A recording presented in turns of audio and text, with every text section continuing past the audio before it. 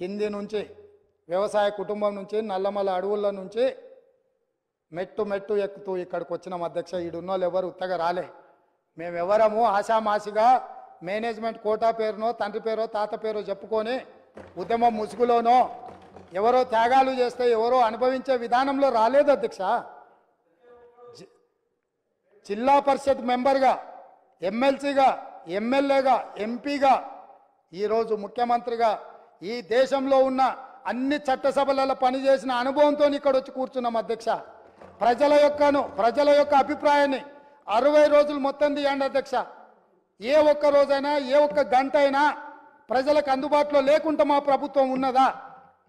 ఆనాడు మేమే స్వయంగా పార్టీ అధ్యక్షుడిగా, పార్లమెంట్ సభ్యుడిగా సచివాలయంలో ఒక అధికారిని కలవడానికి అక్కడికి వెళ్తే వందలాది పోలీసులు చుట్టుముట్టి అంతర్జాతీయ తీవ్రవాదిని నిర్బంధించినట్టు మొత్తం బంధించి తీసుకుపోయి మా ఇంటి దగ్గర పడేసిరు అధ్యక్ష.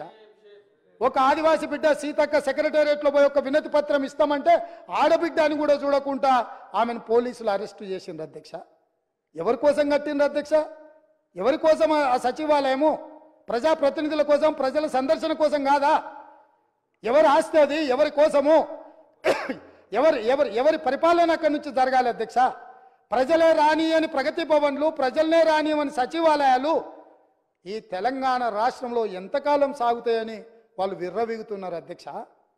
అందుకే ప్రగతి భవన్ గోడలు బద్దలు కొట్టినము, సచివాలయం గేట్లు బార్లా తెరిచినము, ప్రజాప్రతినిధులందరినీ రమ్మని చెప్పినాము, వాళ్ళు చెప్పేది వింటామని చెప్పినాము, మానవత్వంతో సమస్యల్ని పరిష్కరిస్తామని చెప్పినాము.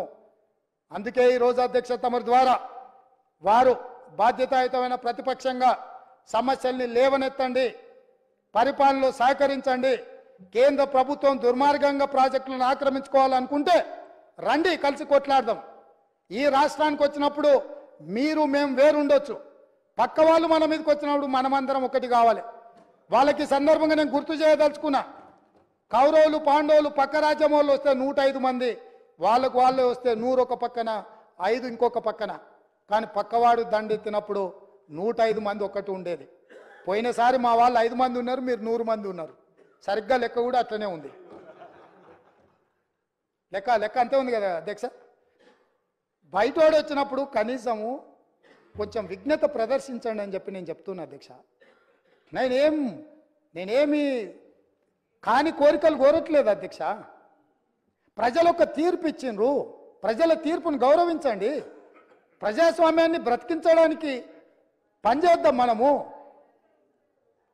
మీకేం వయసు అయిపోలే కదా, ఉంది కదా, ఇంకా ముందల ఏమన్నా ఉండొచ్చు కదా, ఎందుకంత ఆత్రపడుతుర్రు?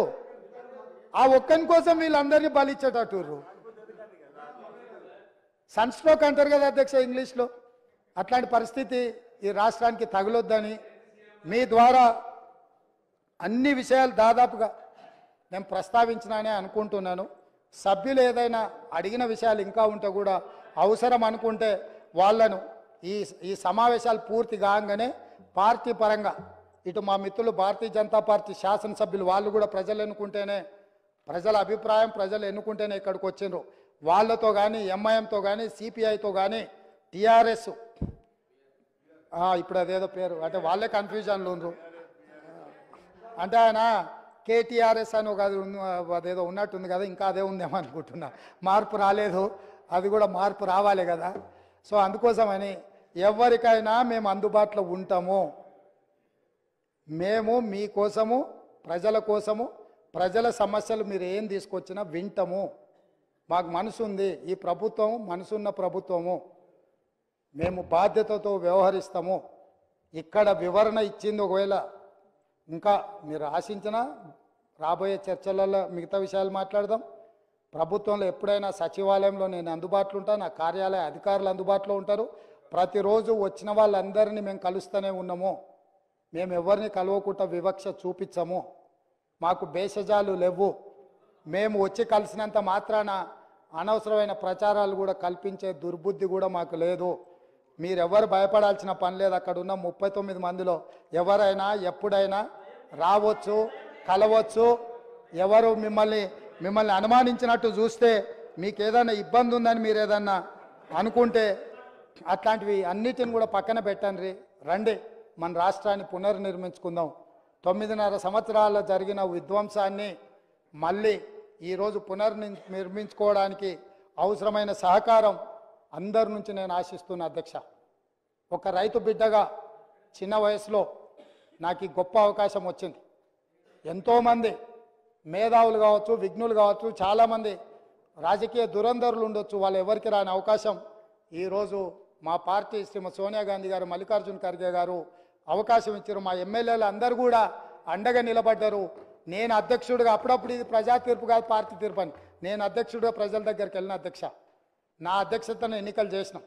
మీ అధ్యక్షుడి పేరు మీద మీరు పోయినరు, మా పార్టీ నా అధ్యక్షతను ఎన్నికలు వెళ్ళమన్నారు. ప్రజలు తీర్పు ఇచ్చారు. ఇదేం ఆషామాషిగా ఇక్కడికి రాలేదు అధ్యక్ష. తప్పకుండా ప్రజా తీర్పును గౌరవిస్తాం, ప్రజా సమస్యలను పరిష్కరిస్తాం. ప్రతిపక్షంగా మీ బాధ్యతను నెరవేర్చండి, మిగతా విషయాలు ముందు ముందు మాట్లాడుకుందామని తెలియజేస్తూ ఇంత అవకాశం ఇచ్చి వివరాలు చెప్పడానికి మీరు అవకాశం ఇచ్చినందుకు మీకు మరొక్కసారి మనస్ఫూర్తిగా ధన్యవాదాలు, కృతజ్ఞతలు తెలియజేస్తున్నా అధ్యక్ష.